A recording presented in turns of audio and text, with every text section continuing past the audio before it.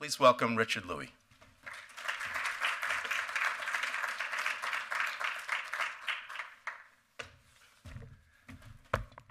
Good morning to all of you. The state of race in this year is pretty hard to describe than it was last year. And when we look at the headlines leading up to 2015, they overflowed with themes of the state of race, right, as has been said by David and Charlie so far. And when we all sat together last year, I remarked on some of the stories that unfortunately I had to report on. The names, Trayvon Martin and Eric Garner, Freddie Gray and Michael Brown, just some of them. I started last year with the cities as well, Sanford, New York, Baltimore, and Ferguson. And one moment stood out for me from that year, even today, as I reflected on how we would share today's hours together. Our President of the United States, 2 years after his re-election, in 2014, having to stand in front of the cameras, Americans watching his picture on the right side of their screen, their television, right in front of them. On screen left, cars and communities on fire. You remember that. He pleaded for calm that evening hour. Here was the first African-American president watching African-American communities that looked like 1964 in 2014. It was a flashback of unfortunate irony. Everybody wanted only to be just a flashback. And so this year, I'd like to start with what journalists are asked to do often, and that is to give a little bit of context, and it is difficult given the limited experience that I have had.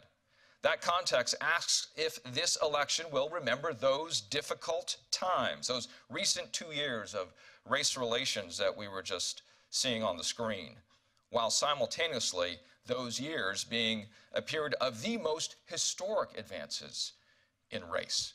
Context tells us we must look forward and look back together. So looking back is where I'll start. The completion of 2 administrations of the country's first minority president. Record voter turnout and representations of minorities that we have seen so far, not only in places of politics, but also courts, in business, and in communities. The gaps on college campuses, almost 70% of presidents saying race relations are the same or better than 5 years ago. But students disagree with that. 58% say they have witnessed an act of discrimination. The numbers, according to 538, get worse on campuses with less diversity. So also looking back, the economic numbers, well, they're good by some counts. The stock market stretching towards 18,000, unemployment in some states at 20 or 40-year lows, minimum wages growing in some states, housing prices growing even more yet.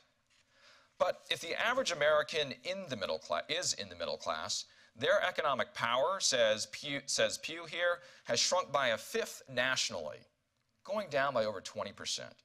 500,000 Americans don't have a home last night. They did not. And at any time, 50,000 veterans are homeless, 1.4 million of them at risk of being homeless at any time. The majority of all of these, minorities.